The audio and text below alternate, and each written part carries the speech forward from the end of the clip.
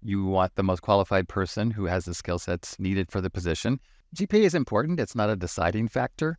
Years ago, I was at a recruiting event at a university, and I had one manager who was interviewing a student there, and the student just blew the manager away with what he knew and what his hands-on experience was and everything that he was able to contribute to any position that we might have had for him. And the student had a 2.85 GPA, but he was a father, working full-time job, supporting his family, going to school full-time, and that's understandable. You may not have a 4.0 versus someone who's only solely going to school. They're not working a full-time job. They're not raising a family. So the GPA is important, but it's not a deciding factor. Everyone's got a different story in their background. Welcome to Talking TA with Top Source Talent, the podcast that brings you the latest insights, strategies, and trends in talent acquisition. Hosted by Denise Chaffin, president of Top Source Talent with over 30 years of experience in the industry. This podcast features top industry experts, HR professionals, recruiters, and talent acquisition leaders who will share their experiences and knowledge on how to attract and retain top talent. Join Denise and her guests as they explore the exciting and dynamic world of talent acquisition. Only on Talking TA with Top Source Talent. Hi, my name is Denise Chaffin, president of Top Source Talent, and this is Talking TA with Top Source Talent. And today I am honored to have my guest, Craig Stearman, who is the university recruitment lead for ASML. And Craig, I am thrilled to have you as my guest. Please introduce yourself. Tell us a little bit about your role with ASML and a little bit about the company itself. Oh, well, I'm happy to be here. Thank you for the invite. I'm very excited to talk with you today. As you mentioned, my name is Craig Stearman. I am the university recruitment lead for ASML. ASML, and that stands for Advanced Semiconductor Materials Lithography. My little recruiter spiel: we are the largest manufacturer of semiconductor chip manufacturing equipment. So we make the machines that are purchased by our customers. Some of our customers are Intel, Samsung, TSMC, Global Foundries, to name a few. So they use our machines and our technology so that on their end, they make and manufacture the semiconductor chips. So we don't make the chips, but we make the machines that help our customers make the chips. And we're a global company with over 40,000 employees around the world. Well, thank you. I appreciate that. One of the things, Craig, that we had talked about in previous discussions was your role as the university recruitment lead for ASML, and how you mentioned to me that you've been recruiting for 25 years. A little over, yeah. Yeah, but you switched from doing like professional recruitment, as we call it in this industry, to working with the universities and recruiting students for some of your open positions and internships, I think, right? Correct. So I'm curious. I know we had talked about it, and it was going to probably be one of my final questions, but why you made the switch from professional recruiting to university recruiting? As you mentioned, I've been recruiting for over 25 years. Really enjoy it. Working with the universities and the colleges to get the students for internship positions or assist them with entry-level positions that we have, I like to get them excited and like to see their excitement about working in our industry and applying their skills, their education, their knowledge to what we do in our industry and what we do with ASML. You and I were talking about the Gen Z population as they're entering the workforce from college. What do you see? Well, I think with all generations, we can learn from each other. Gen Zers could learn from the baby boomers about patience. All the information is available and ready to them at a touch. Whereas, the baby boomers didn't have that information. We had to research. We had to go to libraries and read and learn things on the job and in the workforce. So I think all generations can learn from each other. In the workplace, I think you mentioned they're very hardworking, which they are, and they want to grow fast and they want to grow with the company. And again, they need to be patient. I've got a manager who told me one time he had in a performance review with one of his engineers after his first year, said, where do you want to be next year? Where do you see yourself growing? And the employee said, I want your job. I want to be a manager next year. And while that is great aspirations, it takes time. Nothing happens overnight. You need to grow into that role and learn from others to become in those positions. And at ASML, we like to hire and promote from within. We like to give those opportunities to employees. If they're interested in that. Some people just want to be an engineer. They don't want to be a manager and deal with the manager side of things. But at ASML, we encourage internal growth and make sure that you have the tools and resources to get there. I've got one manager that I started working with when I joined ASML in 2016. And when he joined the company, he was a field service engineer. He is still with us 27 years later, and now he is the Director of Sourcing and Procurement for ASML in San Diego. So the opportunities and the growth potential is there if you're interested in that, and we want to encourage that. And you may want to grow in the same location. You may want to work at another location, and those opportunities are available as well. Other things too, has ASML put together like a mentoring program for the new people coming in from college that are graduating from college? For interns, when we bring them on, we assign them a buddy or a mentor so that they have a person to go to if they have questions and things of that nature. And for full-time employees, whether it's an entry-level person just coming out of school or an experienced person changing employers, we provide them that buddy or that mentorship when they're coming on site. We have a very unique industry, a very unique technology, and anybody coming into our organization doesn't know 100% of what we do.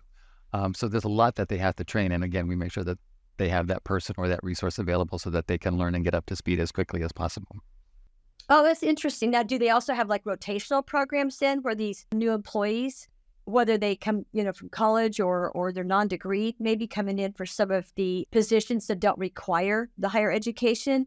Are these people then allowed to work in like rotational programs in other organizations then throughout their career in order to keep them engaged and moving forward?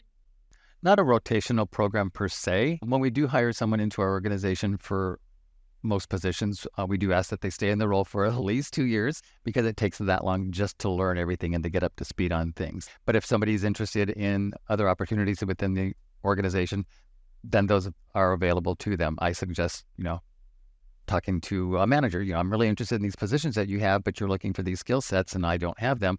What do you say?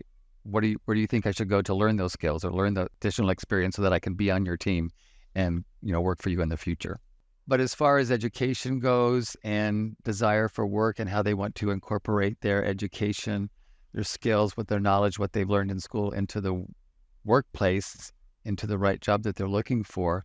A few years ago, I had a coworker who was a recruiter in our San Jose office, and he was working with an applicant. And we made the student an offer. He made the student the offer, but the student also had another offer from another company that was paying several $1,000s more than we were offering. So the recruiter in San Jose had a conversation with the student saying, you've been going to school, bachelor's degree, master program, PhD for computer science, computer engineering, software engineering. And the position that you have is going to be writing code for advertisements that are going to pop up on someone's screen. Do you want to do that with your education or your knowledge, or do you want to apply that knowledge and experience and your skills with this technology that ASML is working on that's going to change the future and the way of semiconductors and chips being made in the future? He thought about it. He took our job. It's not always about the money. It's not necessarily about that. It's about what you're going to use that knowledge in the school education, where you're going to be applying that, and maybe you can make a difference. Nothing wrong with wanting to create ads because I like when the ads come up on my computer if I'm shopping for something. I'm like, I haven't heard of that before. But, do you want to change the world? Do you want to change the future in technology? Some companies, we're competitive with our benefits and our pay, but some companies can do a little bit more, which we just can't compete with. And it's not necessarily always about the money and the benefits. No, that's really good. That's a very good point. Very, very much so. Well, especially too, I've noticed with software. Software is so competitive, right? And you'll get the new startups that'll offer a lot of money to software engineers with the promise of fruitful careers, but it's a startup, so it's kind of a crapshoot. Where you've got more established companies that might be a little more conservative with their offers, but like you said, they're offering them a position with an established company with a stronger path forward. And also with that, the reputation of having kind of some leading edge technology already in place. Yeah, and some startups with the capital ventures and the funding that they get, they might be able to pay a little bit more. But for the companies that are established, like ASML or other organizations that have been around for a long time, similar type roles, if it was a startup and they're paying you, $200,000, but in the real world, non-startup companies, it pays $150,000. You need to understand that and be flexible with that. If you made a lot of money at a startup, doesn't mean you're going to get the same salary working for another organization. Oh, no, that's actually a really good point. And we hear that with professionals as well. Another question too that came up was the job market changes for newer generations. And how has ASML adapted your recruitment program to connect with early talent? Again, we're big on my position as a university recruitment lead. We're big at going to the universities and the job fairs and career fairs. And maybe there's something online that we could do for the universities as well. We do a lot of that. We also participate in different organizational events such as SWE, Society of Women Engineers, SHIP, Society of Hispanic Professional Engineers, NSBE, National Society of Black Engineers, OSTEM for the LGBT community as well. So we attend professional organizations across the U.S. as well, and sometimes we go to local events in those organizations. So we dip into the universities and the diversity and inclusion organizations. How does that work though? So let's dive into that a little bit, because it used to be that, 20, 30 years ago, you had university relations, right? You had your professional recruiting. DEI wasn't even a conversation. DEI has become more relevant. How does that fit in then with university recruiting? Can you kind of give a little more detail around that? Well, again, I've been recruiting, as I mentioned, 20, 25 years. I think for me, that's always been a part of my recruiting. You want the most qualified person who has the skill sets needed for the position. And if they're of a diversity background, we're going to include them in the process. And at ASML, as long as I've been here, that's always just been a part of the recruitment process. I think in the past few years, as you mentioned, with D&I becoming more relevant, more companies are focused on that. We've always been focused on that. We're just making it more so now these days. No, because we see it with professional recruiting, right? In fact, some of our clients, when they give us positions to work on, they will let us know up front, hey, we really need to stress the importance to find female talent, for example, or people coming from underrepresented minority groups. And so they stress that usually at the beginning of a search.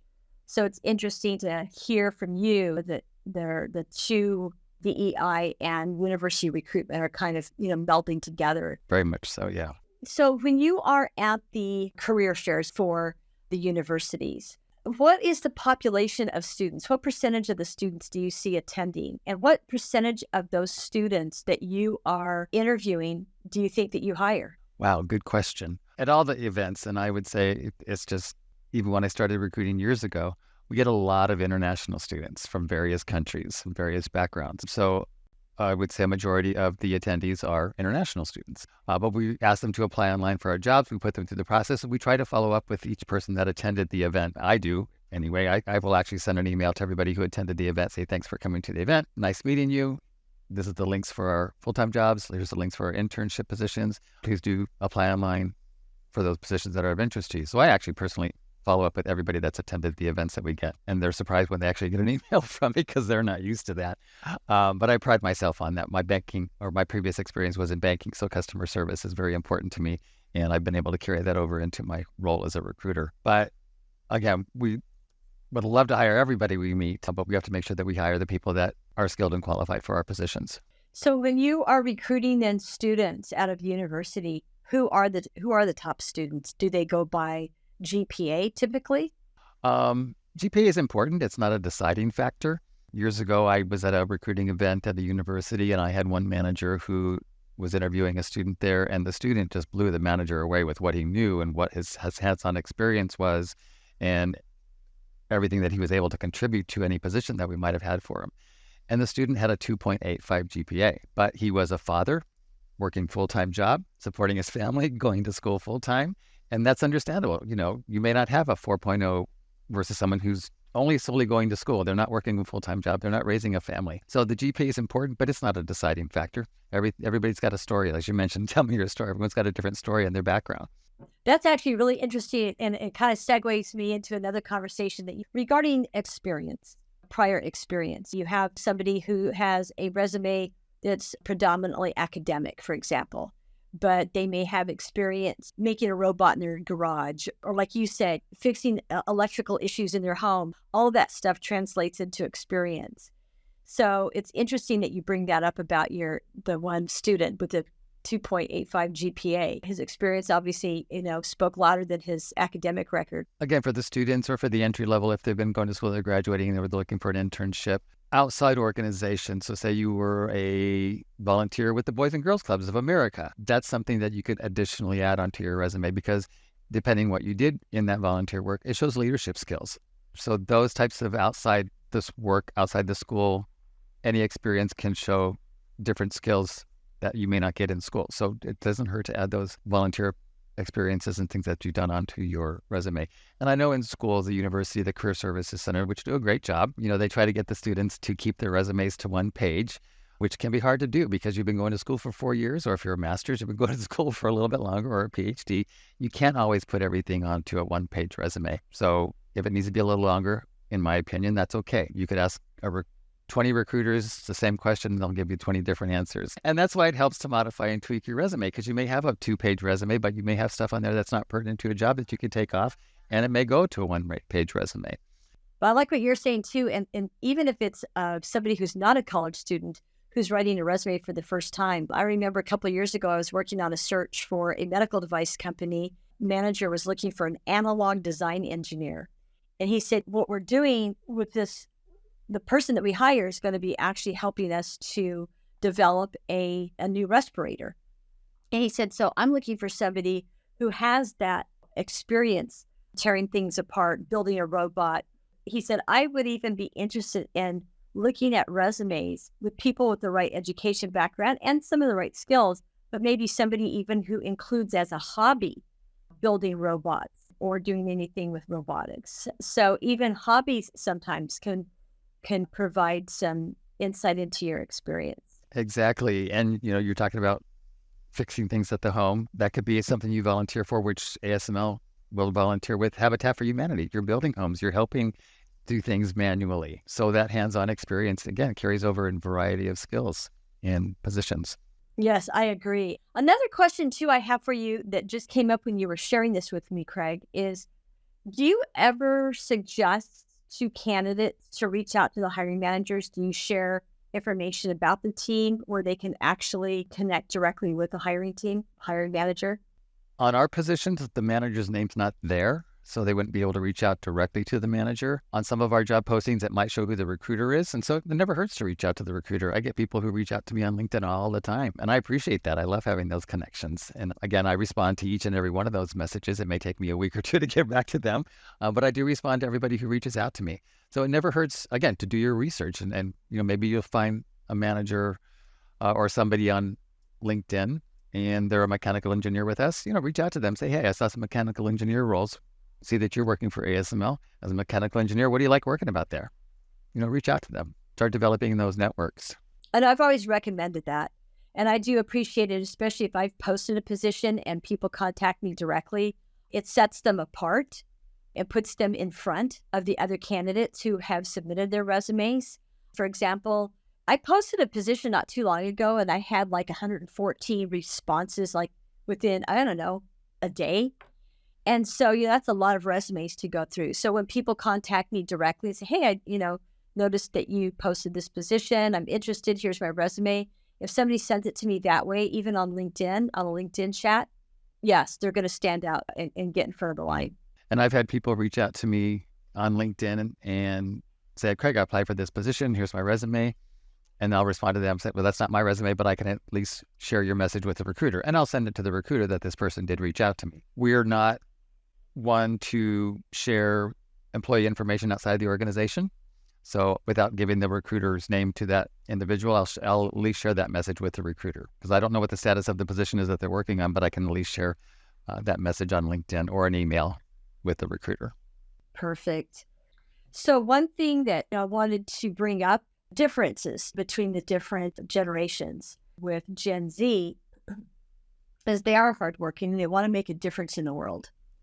So they are more tech savvy. They're also more intuitive with respect to technology, smartphones, tablets, computers at their fingertips. They do value the face-to-face contact with their coworkers and supervisors, but the one thing that they will be looking for is they're going to be looking for professional growth. They really want to make a difference And so as a result, they're going to be more loyal to their employers than even the millennials are going to be.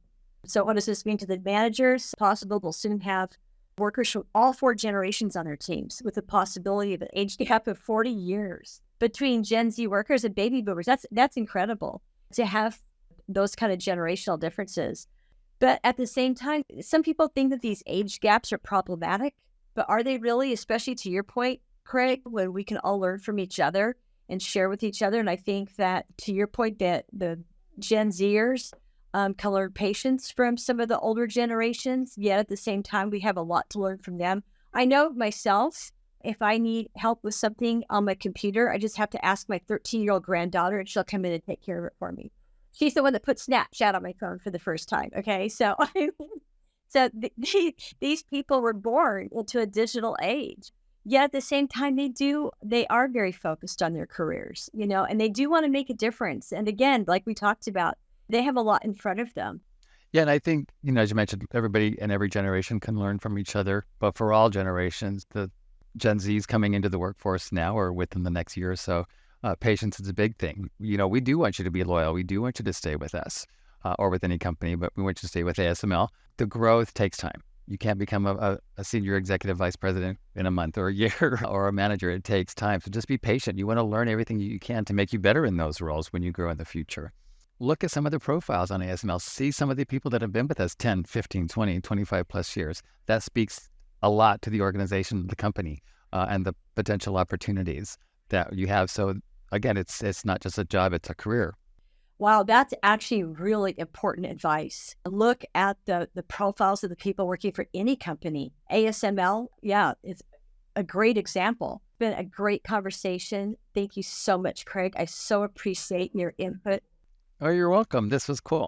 It was cool. And it's so great to know you. It really is. Likewise. I've enjoyed our other conversations as well. And I hope that we can stay in touch and maybe we can have another conversation, relating to something else. Can't get rid of me that easily. You're stuck with me now as a friend, so a colleague. Oh, that's so nice. Well, thank you, my new friend. I appreciate it. Thank you to our guest, Craig Stearman, for talking TA with us. We've learned that diversity is important when forming a team, not just in terms of backgrounds and skills, but also through the infusion of fresh perspectives from university and college recruits. Introducing talent from these institutions brings new ideas and a chance for mutual learning. Thank you for tuning in to this episode of Talking TA with Top Source Talent. We hope you found this discussion insightful and informative. As a reminder, our goal is to provide you with the latest insights, tips, and strategies to help you excel as a talent acquisition professional. Whether you're a seasoned recruiter or just starting out, our goal is to provide you with the practical advice that you can apply in your day-to-day work. If you enjoyed this episode, please consider subscribing to our YouTube page so that you can be notified when new episodes are released.